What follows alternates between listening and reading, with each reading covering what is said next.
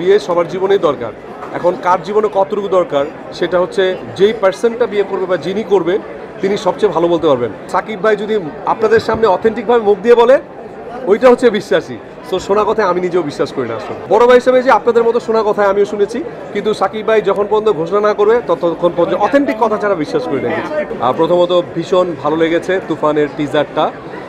রায়হান রাফি মানেই তো আসলে ভিন্নতা। তো গত 2 দিন কিন্তু ফেসবুকের তুফানে আমরা দেখছি সবাই কম বেশি, এবং আমার কাছে মনে হয়েছে যে সেটা ইন্টারন্যাশনাল স্ট্যান্ডার্ড, মানে বলিউড যেরকম বানায় বা তামিল ছবি যেরকম বানায় সেরকম হচ্ছে।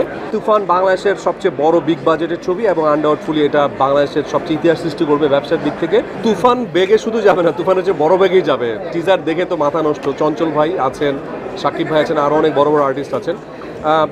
আমিও কিন্তু 3 বছর আগে আকবর নামে একটা এরকম 90s একটা গ্যাং কালচার নিয়ে শুরু করেছিলাম, বাট আনফর্চুনেটলি ব্যাড লাক বলি যাই বলি, করোনার কারণে আমার ছবিটি অল্প একটু শুটিংয়ে হয়নি। বাট এটা ভালো লাগছে যে আমার বড় ভাই ছবিটা কমপ্লিট করেছে এবং ঈদে আসবেন। সো এই ধরনের গ্যাং কালচারের যে ছবিগুলো, এগুলো এমনিতেই আপনাদেরও ভালো লাগবে। এগুলো 90s আপনারা ছোটো ছিলেন, আমরাও ছোটো ছিলাম, এগুলো না নিয়ে মানুষের আগ্রহ অনেক বেশি, গ্যাং কালচার নিয়ে। সো আমার মনে হয় যে বেস্ট কিছু হবে, মানে অনেক ব্যবসা করবে।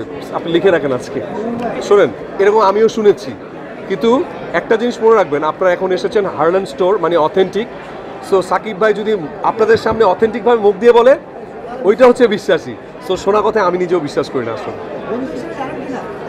বন্ধু না, বড় ভাই হিসাবে যে আপনাদের মতো শোনা কথায় আমিও শুনেছি, কিন্তু সাকিব ভাই যখন পর্যন্ত ঘোষণা না করবে ততক্ষণ পর্যন্ত অথেন্টিক কথা ছাড়া বিশ্বাস করি না।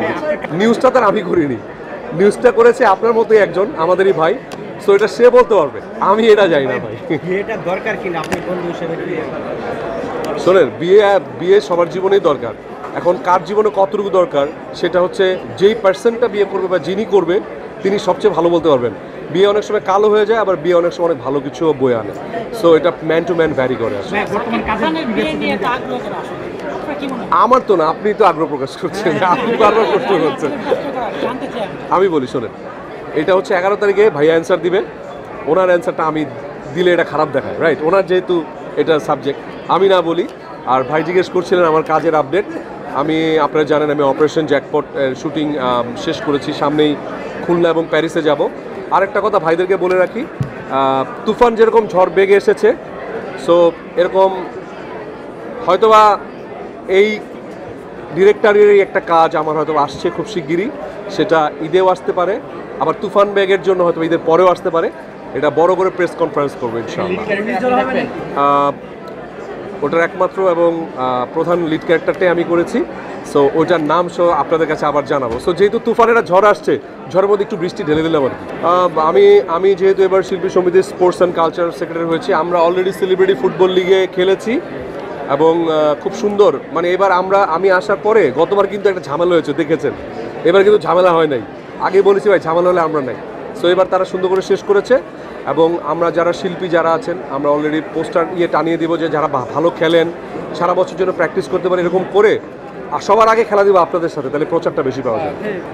আমি মাত্রই আফসোস করে বললাম যে এত বিগ মার্জিনে আমরা Akbar once upon time in Dhaka শুরু করছিলাম, তাহলে ওইটাই হতো বাংলাদেশের প্রথম গ্যাং কালচার নিয়ে ছবি। সৈকত নাসির ডিরেক্টর ছিল, আমি লিড ক্যারেক্টার ছিলাম, ববি ছিল। তো ওইটা যে করোনার কারণে পিছিয়ে যাওয়ার পরে হয় না যে ইনভেস্টমেন্ট একটা ঝামেলা, ওটা হয়তো ভবিষ্যতে হতেও পারে, কিন্তু আপাতত আমরা তুফান ঝড় নিয়েই থাকি আসলে।